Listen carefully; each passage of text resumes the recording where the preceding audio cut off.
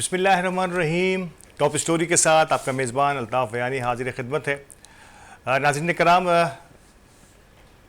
था जिसका इंतज़ार आ गया वो शाहकार बजट आ गया है। बजट आ गया है, गिरा दिया गया है या बहा दिया गया है। आज हम तज्ज़िया करेंगे हमारी आज के इस नशिस्त में कि बजट क्यों होता है किसी भी कौम का और इससे क्या फ़वाइद या नुकसानात हम हासिल कर सकते हैं और इसको बनाते हुए किन किन चीज़ों का ख्याल रखना चाहिए।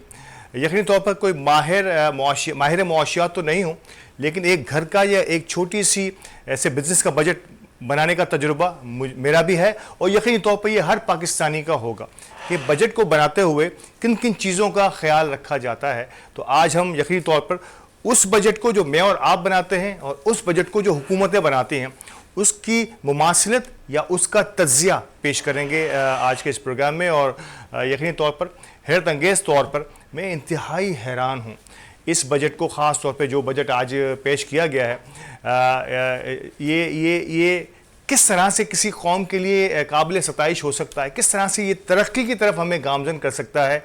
क्योंकि कहा यह जा रहा है और ये मैं नहीं कह रहा, आप सोशल मीडिया या मेन स्ट्रीम मीडिया को देख लीजिए, सभी ये कह रहे हैं कि ये मुआशी बजट कम और सियासी बजट ज़्यादा है। कह रहा हूँ मुआशी बजट कम और सियासी बजट ज़्यादा है। और जब कोई बजट सियासी हो जाए तो फिर उसका ताल्लुक़ कौम से नहीं रहता, उसका ताल्लुक़ अवाम से नहीं होता, उसका ताल्लुक़ खवास के साथ हो जाता है जिनका मकसद सियासी मसनत पर अपने आप को बरकरार रखना, खा उसकी कीमत अवामी सतह पर उन्हें बहुत बुरे तरीके से क्यों ना देनी पड़े। तो ये है हमारा आज का मौजू। और यकीनी तौर पर मैं सिर्फ पहले मैं चीज़ा चीज़ों से आपको आगाह कर दूं कि 14,460 अरब का ये बजट है। 14,460 अरब का ये बजट है, यानी कि इस साल 14,460 अरब रुपए हर सूरत में, हर हाल में हुकूमत को कलेक्ट करने हैं अपने खर्चात को बराबर करने के लिए। पहले मैं चाहूँगा कि इससे पहले मैं थोड़ा सा हमारे घर की तरफ आ जाऊँ, हमारे घरों के और हमारे छोटे से बिज़नेस के जो बजट्स होते हैं उसकी तरफ थोड़ा सा हम एक ओवरव्यू कर लें कि बजट जब हम अपने घर का बनाते हैं तो हम अपनी आमदनी और अपने अखराजात को मैक्सिमम लेवल पर बराबर करने की कोशिश करते हैं और कहीं पर ज़रूरत होती है तो हम अपने उन अखराजात को कम करते हैं जिसकी शायद इस माह ज़रूरत ना हो, इस साल ज़रूरत ना हो, इसको हम अगले साल पर या अगले माह पर डाल देते हैं। ऐसे ही होता है। और ऐसे ही हर जगह पर अगर मुझे अपने घर की रिनोवेशन करानी और मैं समझता हूं कि शायद इतना मैं नहीं कर पाऊंगा तो मैं उस रिनोवेशन के अखराजात को नेक्स्ट मंथ या इस नेक्स्ट ईयर पे डाल दूंगा। ऐसे ही होगा कारोबार में भी इसी अंदाज से होता है कि मुझे अगर अपनी दुकान की या अपनी किसी शोरूम को नए अंदाज से तज़ीन और आराइश करनी है तो मैं इसको रोक दूंगा जब तक कि, इसे कहते हैं तरक्याती काम, उससे हम रोक देंगे कि ये तरक्याती काम बाद में भी हो सकते हैं। पहले प्रायोरिटी जो ज़रूरी चीज़ें हैं उस पर हमें नज़र चाहिए ताकि कम से कम बर्डन लेना पड़े। घर के बजट में कहीं हम 1,000, 2,000, 5,000, 10,000 का फ़र्क देखते हैं तो इसको किस तरह से मिनिमाइज़ करना है, या अगर ये कर्ज़ की सूरत में लेना है तो ये कर्ज़ लेकर भी इसे लौटाना कैसे है, ये तमाम मामलात भी हम अपनी निगाह में रखते हैं। 14,460 अरब रुपए का बजट है और इसका खसारा वही जो शॉर्टफॉल है जो हम कर्ज की सूरत में कहीं ना कहीं से लेंगे। ये कहाँ से लेंगे ये तो हुकूमतें ज़्यादा बेहतर जानती हैं कि वो तकरीबन है 7,575। खसारा कम व बेश आधा, 14,000 और 7,500 आधा है खसारा। यानी कि कहने के मकसद ये है कि बातें करोड़ों की और दुकान पकौड़ों की। जेब में एक ढेला ना हो, मेरे और आपके जेब में एक ढेला ना हो, हमारे हुकूमती अकाउंट्स में रुपया ना हो, लेकिन 14,460 अरब रुपए का बजट पेश करना ये कैसे मुमकिन हो जाता है। मैं समझ से मतलब मैं हैरान हूँ। मैं पिछले सालों की आदाद व शुमार की तरफ इस बार बिल्कुल नहीं जाऊँगा, लेकिन ये कहना तो हमारा और आपका हक है, ये पूछना तो हमारा और आपका हक है कि कैसे हम इसको मैनेज करेंगे। इस आधे से ज़्यादा फ़र्क को, 1,000 रुपये का खर्चा है, 500 रुपये हमारी जेब में नहीं है और हम इस पे जो है वो डींगे मार रहे हैं, हम इस पे जो है वो शोर और गुल मचाए हुए हैं कि हमने 14,460 अरब रुपये का अवाम दोस्त बजट पेश कर दिया है। बहरहाल इस अवाम दोस्त बजट का को किस तरह से पोस्टमार्टम हो रहा है हमारा मेन स्ट्रीम मीडिया में और सोशल मीडिया में, ये तो आने वाला वक्त बताएगा। और इसका आगाज़ हो चुका है। मैं और आप समझ रहे थे कि इससे पहले जब सबसे पहले तो ये बजट पेश होने से पहले, कल जब 9 तारीख को ये पेश हुआ है, इससे आधा घंटा पहले, हाफ एन आवर बिफोर, आधा घंटा पहले तक इस पर बहस हो रही थी और कुछ आदादो शुमार पर पार्टियों की निगाहें थी कि ये नहीं, ये होना चाहिए।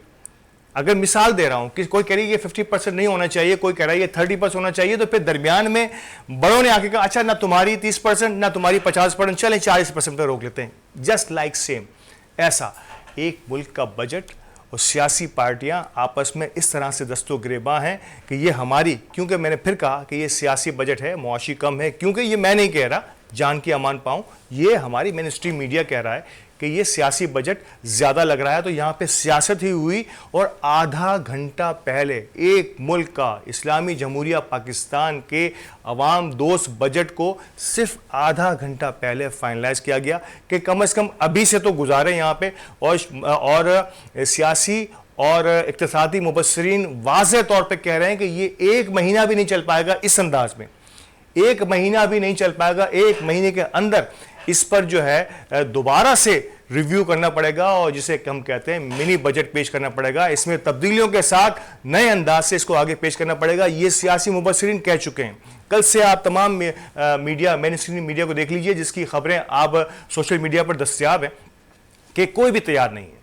हर बंदा ये कह रहा है, हर माहिर ये कह रहा है कि ये 1-1.5 महीने, यानी कि अपनी गुलू खलासी करानी थी कि क्योंकि 9 जून को ये पेश करना था, तो अब इसे पेश कर दिया गया। फिर जो होगा आगे हम देखते रहेंगे। और अगर 1 महीने 2 महीने के बाद ज़रूरत पड़ी, शायद आपको याद हो पिछले साल मिफ्ता इस्माइल साहब ने जो बजट पेश किया था उसको भी 1-1.5 महीने से ज़्यादा नहीं चलने दिया गया था और फिर इस पर मिनी बजट्स आना शुरू हो गए थे, यानी कि इसमें तब्दीलियाँ रूनुमा हुई थी। ये है हमारे मुल्क की माहिर मुआशियात, कामयाब तरीन मुआशी टीम के काम कि मैं और आप देख रहे हैं कि यहाँ पर किसी बात पर कंसिस्टेंसी बहुत मुश्किल हो रही है।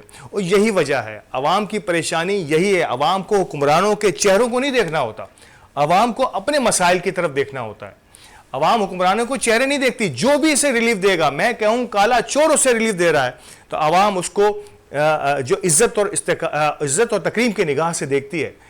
यही मसला है कि अवाम की तरफ हमारे खवास देख नहीं पाते, हमारे सियासतदान देख नहीं पाते।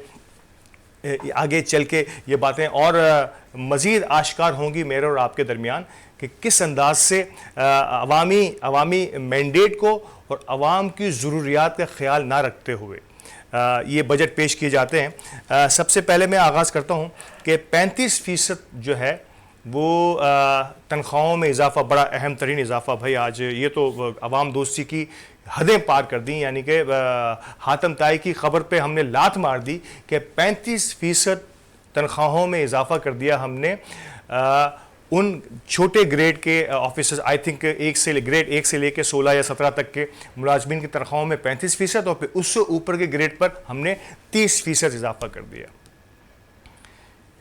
क्या यही पाकिस्तान की आवाम है? सरकारी मुलाजमीन की मैं बात कर रहा हूँ। इसमें कोई शक व शुबे की बात नहीं है कि इसमें बेशुमार ऐसे लोग हैं जिनको ज़रूरत है, जिनकी ज़रूरत है कि उनकी तनख्वाहों में इजाफा किया जाए। लेकिन क्या यही है? ये आम जो पाकिस्तानी हैं इनकी तनख्वाहों में 25,000 से 32,000 तक का इजाफा किया गया है। क्या ये 32,000 की श्योरिटी है कि उनको मिलेंगे? नहीं, क्योंकि हम दे नहीं पाएंगे। हमारी सनती सूरत हाल इस अंदाज से है कि हमारा इंडस्ट्री का पहिया इस वक्त उस अंदाज से नहीं चल पा रहा जो माजी में चला करता था।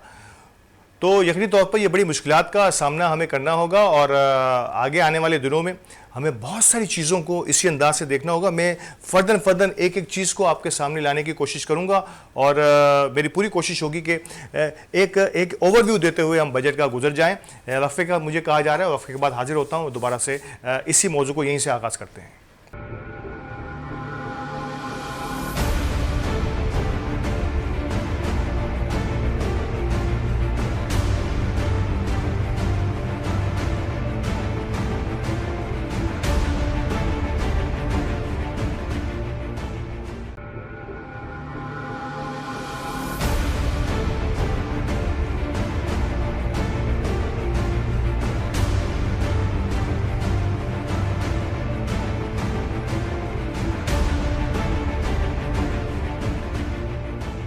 वेलकम बैक नाजरीन। और वक्फे के बाद मैं जिस बात को जारी रखे हुआ था वहीं से आगाज़ करता हूं कि सरकारी मुलाजमीन जो छोटे स्केल 1 से लेकर 16-17 तक के मुलाजमीन हैं उन पर 35,000 इनमें 35% उनकी तनख्वाहों में इजाफा किया गया और 30% इजाफा किया गया है इस 16 या 17 ग्रेड से ऊपर के ऑफिसर्स पर या उससे ज़्यादा ग्रेड के ऑफिसर्स पर।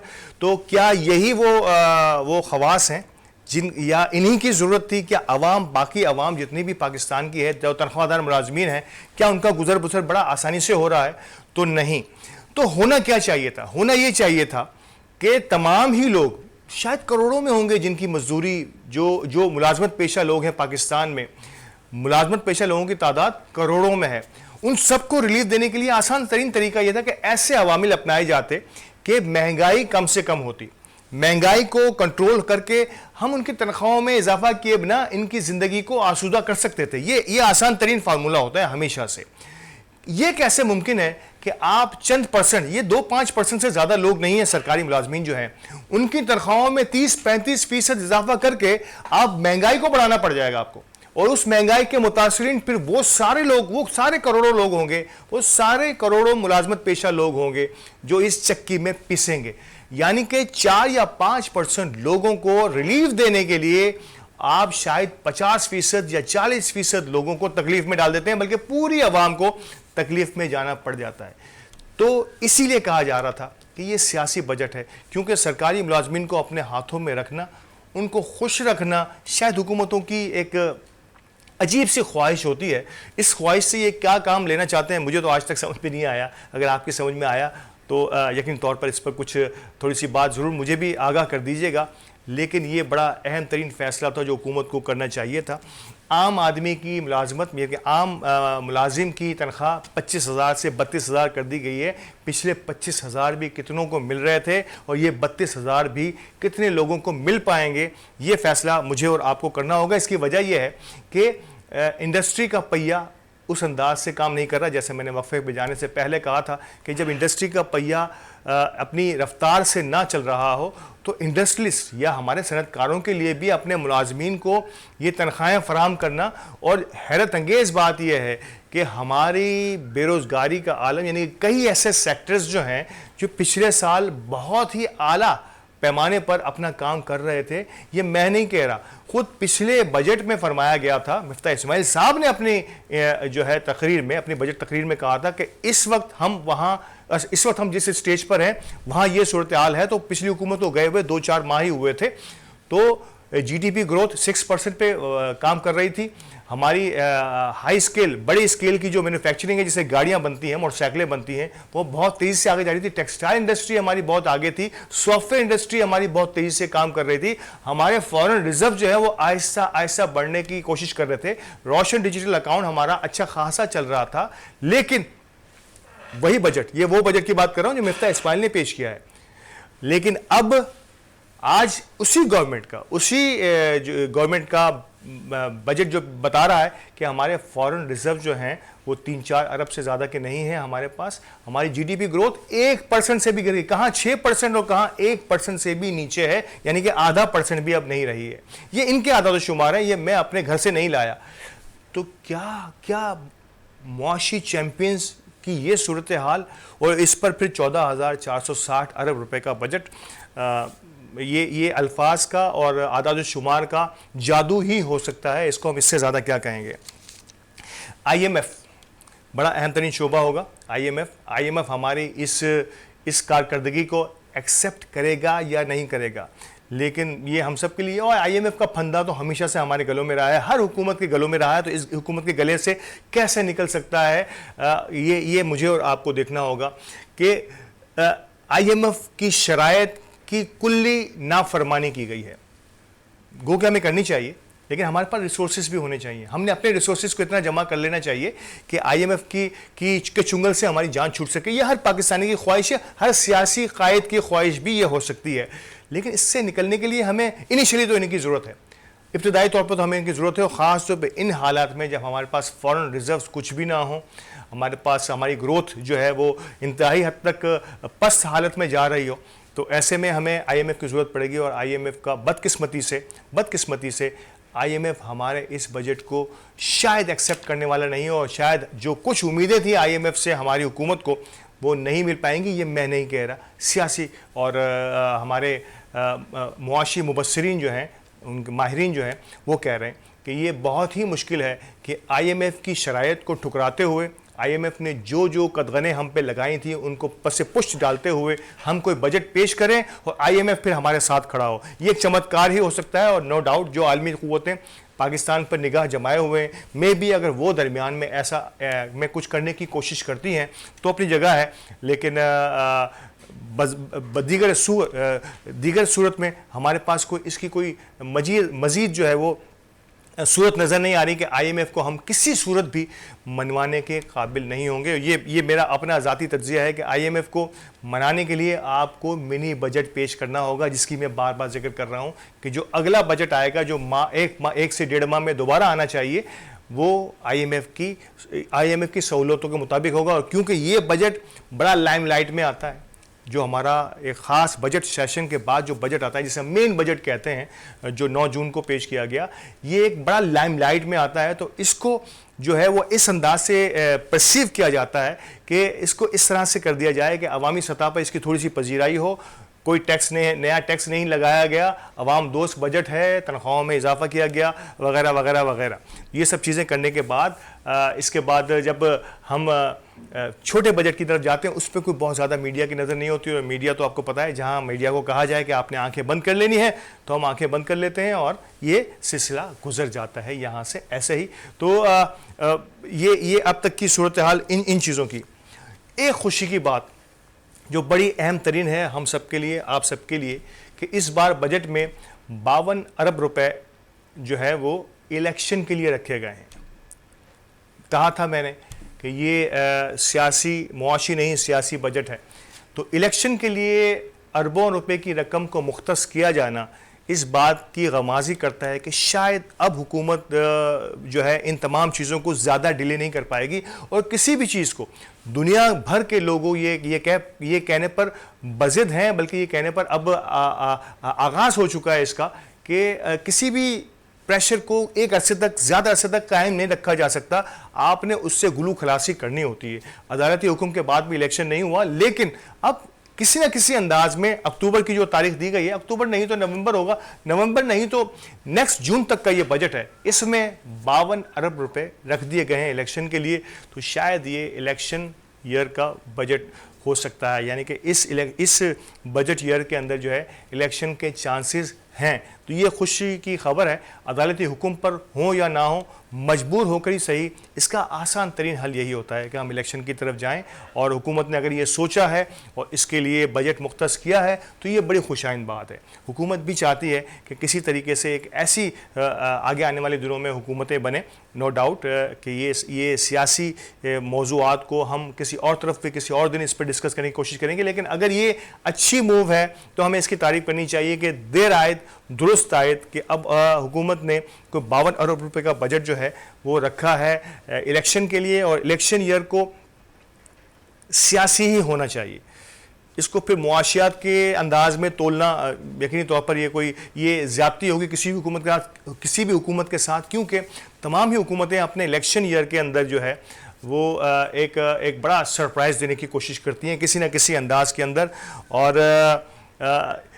और महंगाई बेशक बढ़ती रहे, लेकिन इनके मुलाजमीन को रिलीफ देना जो है वो बहुत ज़रूरी होता है और यही रिलीफ मिलने की हम कोशिश भी कर रहे हैं, रिलीफ लेने की हम कोशिश भी कर रहे हैं, देने की कोशिश भी कर रहे हैं। और नज़र ये आ रहा है कि सरकारी मुलाजमीन के साथ साथ जो है हमें और लोगों को भी रिलीफ देना होगा। जब तक हम सरकारी मुलाजमीन के साथ दीगर तमाम मुलाजमत पेशा लोग हैं उनको रिलीफ नहीं दे पाएंगे, मेरा ख्याल है कि ये सियासी अमल जो है ये रुका रहेगा और शायद हुकूमत को वो सियासी मकासद या वो सियासी फ़वाइद हासिल नहीं हो पाएंगे जब तक वो आम आवाम का ख्याल नहीं रख पाएंगे। वक्फे का वक्त है और वक्फे के बाद दोबारा हाजिर होते हैं और इसी सिलसिले को थोड़ा सा और मज़ीद एलोबरेट करने की कोशिश करते हैं। हमारे साथ रहिएगा।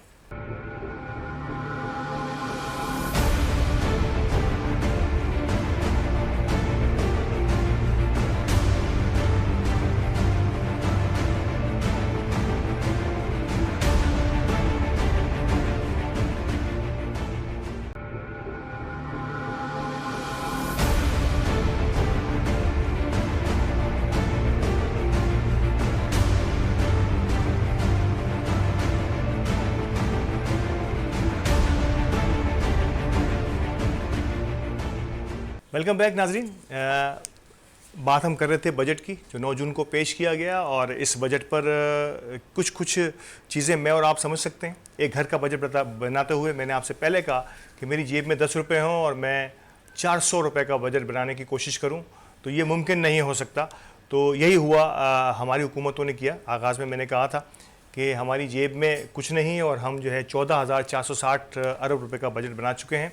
और बहरहाल अब इसको ये एक्सपेक्टेशंस होती हैं सारी। खसारा बेशक है, आधे से ज़्यादा खसारा है। 7,500 अरब रुपए जो है ना हमें खसारा, यानी कि ये हमें कर्ज़ों के ज़रिए लेना होगा और इतने ही हमें कलेक्ट करने हैं इनकम की सूरत में।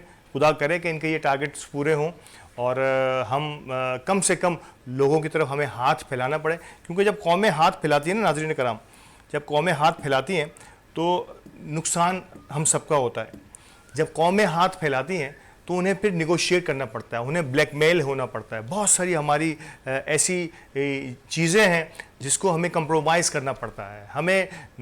हमें कुछ ना होते हुए भी, हमारा इंटरफेयर ना होने के बावजूद भी हमें अपने बयानात देने पड़ते हैं कुछ ममालिक के लिए, कुछ इश्यूज़ के लिए, और हम मजबूर होते हैं वो करने के लिए, क्योंकि आलमी ताकतें हमें कह रही होती हैं कि आपने इस पे ये स्टैंड लेना है। क्योंकि हम उनके मोहताज होते हैं तो हमें ये कहना पड़ता है, जिससे हम कहते हैं खुददारी और खुद मुख्तारी जो है ना, वो हम गिरवी रखवा चुके होते हैं।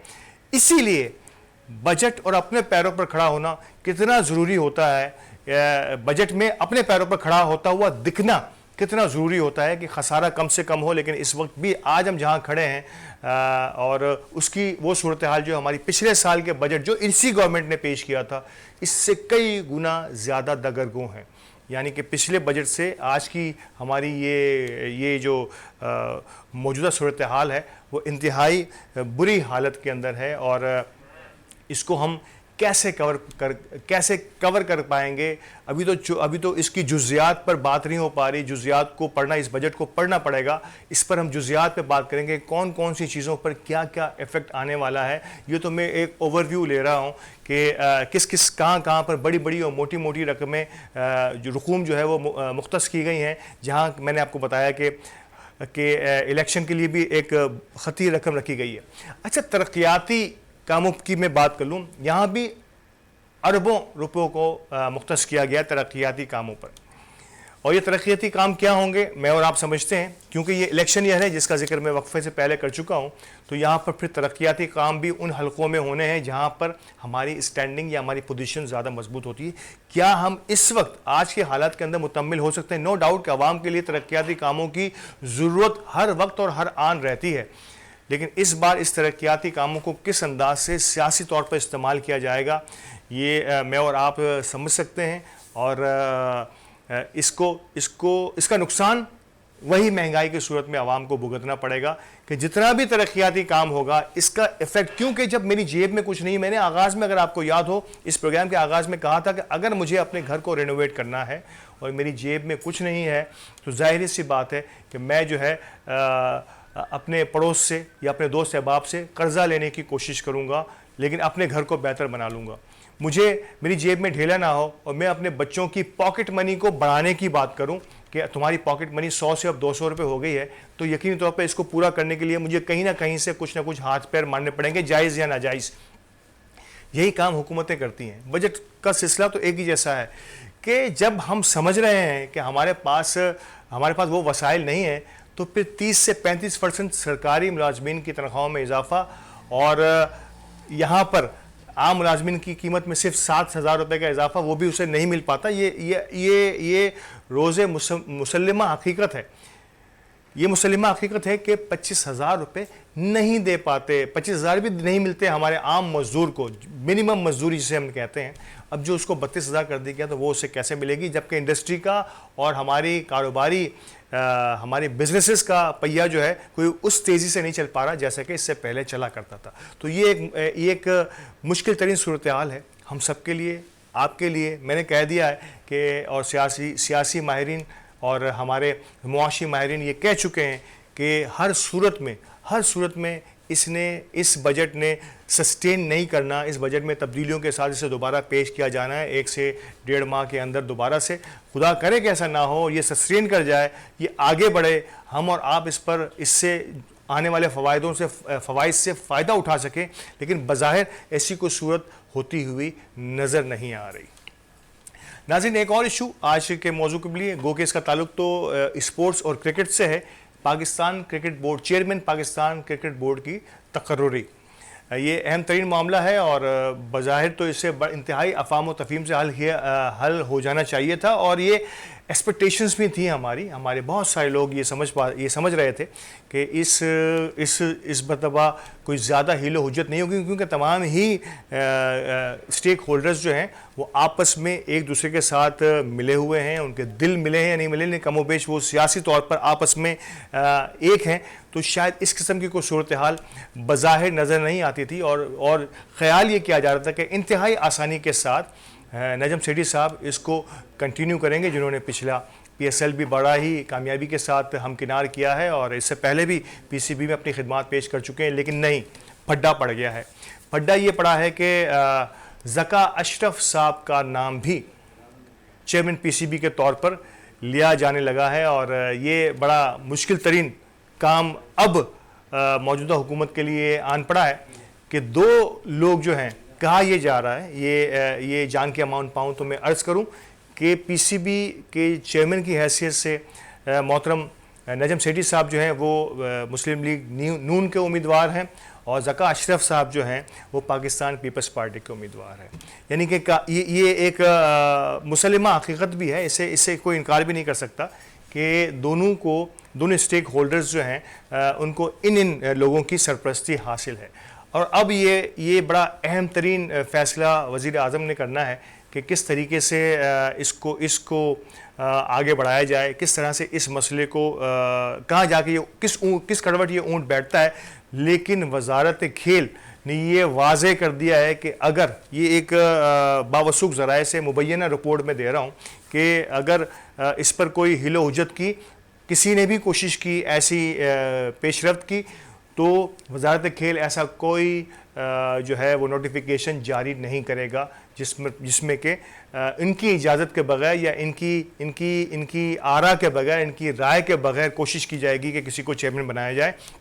ये नजम सेठी की बात हो रही थी कि अगर ऐसा कुछ होने की कोशिश की तो नजम सेठी का नोटिफिकेशन जारी नहीं किया जाएगा। इस किस्म की बातों की वाइब्स हमें सुनने में आ रही हैं और ये बड़ा मुश्किल मामला होगा। इस मौजूदा हुकूमत का पहला बड़ा मार्का, आपस में मार्का जिसे कहते हैं कि इत्तेहाद में मौजूद लोगों का आपस में मार्का होगा, ये पहला इलेक्शन से पहले। और इस इलेक्शन को किस तरह से ये आगे जाके देखते हैं, बड़ी मुश्किल तरीन सूरत हाल, दिलचस्प सूरत हाल भी बन जाएगी। और कहने वाले ये कहते हैं कि जिस तरह से ये इत्तेहाद जो है ये गैर फितरी था, क्योंकि अलग अलग नज़रियात थे तमाम ही सियासी जमातों के। अब अल्लाह ताला ने इन्हें तौफीक दी और ये सब एक हुए हैं, तो अब इनको आगे भी एक ही तरह से चलना चाहिए, चलने की कोशिश करनी चाहिए, क्योंकि यहाँ मामला अपने आप को पेश करने के नहीं हैं। पाकिस्तान क्रिकेट बोर्ड है, पाकिस्तान के क्रिकेट के फ्यूचर के हैं, पाकिस्तान के क्रिकेट के मुस्तकबिल के हैं।